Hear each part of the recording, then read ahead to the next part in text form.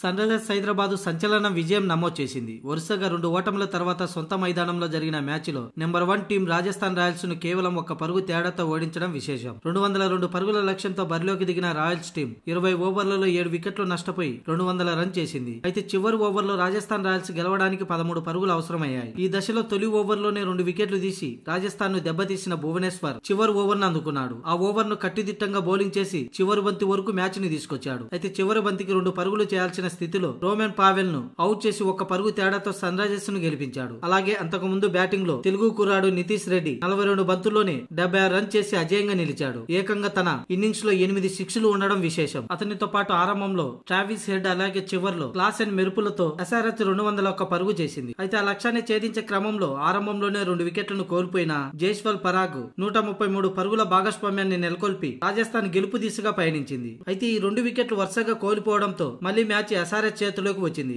చివరికి ఉత్కంఠంగా ముగిసింది. ఇక మ్యాచ్ అనంతరం ఇరు జట్ల కెప్టెన్లు స్పందించారు. ముందుగా రాజస్థాన్ కెప్టెన్ సంజు శాంసన్ స్పందించాడు. మేము ఈ సీజన్ లో 8 మ్యాచ్లు అద్భుతంగా ఆడాం, కానీ 2 మ్యాచ్లే ఓడిపోయాం. గెలుపు ఓటములు సహజమే. అయితే ఈ రోజు మ్యాచ్ మాత్రం మేము గెలుపు అంచుల వరకు వచ్చి ఓడిపోయామంటే అందుకు ఎస్ఆర్హెచ్ బౌలర్లు తిరిగి పుంజుకొని మా చేతుల్లో మ్యాచ్ ని లాగేసుకోవటం ఈ క్రెడిట్ ఎస్ఆర్హెచ్ బౌలర్లకేనేనని సంజు శాంసన్ అన్నాడు. కొత్త బంతిని ఎదుర్కొనేటప్పుడు బ్యాటింగ్ చేయడం చాలా కష్టం. అయితే మేము వరుసగా 2 వికెట్లను కోల్పోయిన జైస్వాల్ పరాగ్ అద్భుతంగా స్కోర్ బోర్డును ముందుకు నడిపారు. మ్యాచ్ చివరి వరకు వెళ్లిందంటే ఈ ఇద్దరు బ్యాటింగ్ తీరే అందుకు నిదర్శనమని, అయినా గెలిచే మ్యాచ్ చివరిలో భువనేశ్వర్ తీసిన వికెట్ ఓటమికి కారణమైందని సంజు శాంసన్ పేర్కొన్నాడు. ఇక ప్యాట్ కమిన్స్ ఏమన్నాడంటే, మేము మధ్య ఓవర్లలో పరుగులు ఎక్కువ ఇచ్చినప్పటికీ ఒక్కసారిగా పుంజుకొని మ్యాచ్ ని ఈ విధంగా ఫినిష్ చేయటం చాలా సంతోషంగా ఉంది. ఎందుకంటే ఒక దశలో ఓడిపోతామేమోనని ఎలా అని ఎదురు చూశాం, కానీ చివరి 3 ఓవర్లు మాకు బాగా కలిసి వచ్చిందని ప్యాట్ కమిన్స్ తెలిపాడు. అలాగే నేను 19వ ఓవర్ బౌలింగ్ చేయటం, తక్కువ పరుగులు ఇవ్వటం కూడా చాలా సంతోషం ఇచ్చింది. ఇక భువనేశ్వర్ అయితే